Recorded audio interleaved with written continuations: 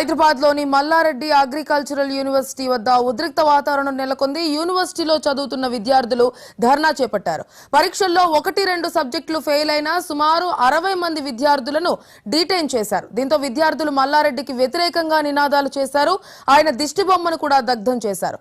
సమాచారం అందుకున్న పోలీసులు వెంటనే ఘటనాస్థలికి చేరుకున్నారు. విద్యార్థులను చెదరగొట్టేందుకు పోలీసులు యత్నించారు. అనంతరం పోలీసులకు విద్యార్థులకు మధ్య వాగ్వాదం, తోపులాట చోటు చేసుకుంది. మరోవైపు యూనివర్సిటీలో ధర్నా చేస్తున్న విద్యార్థులకు కాంగ్రెస్ నేత మైనంపల్లి హనుమంతరావు మద్దతుగా నిలిచారు.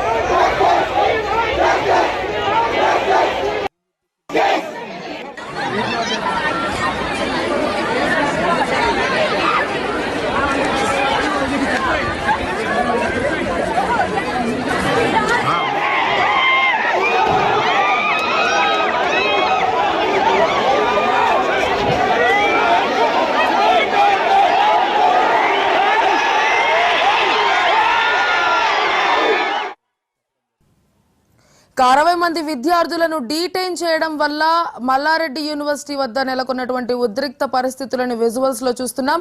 మరిన్ని డీటెయిల్స్ మా కరెస్పాండెంట్ సుధీర్ అందిస్తారు. Sudheer.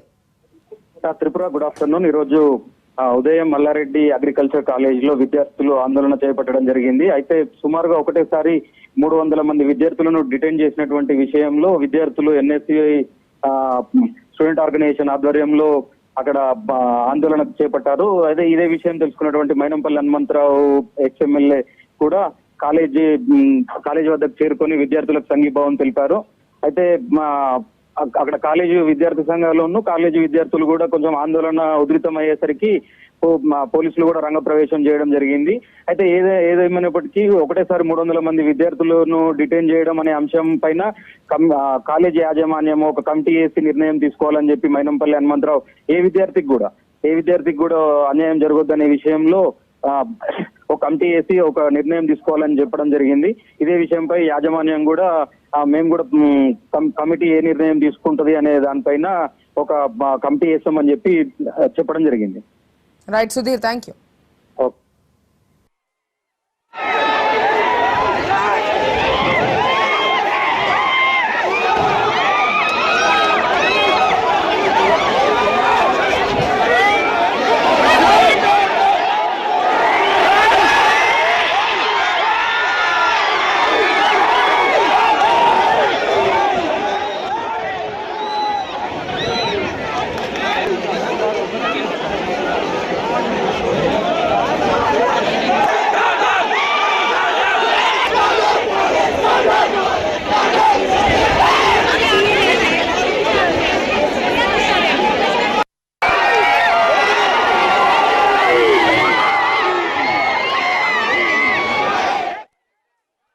Okay. All the faculty should be in the PhD state.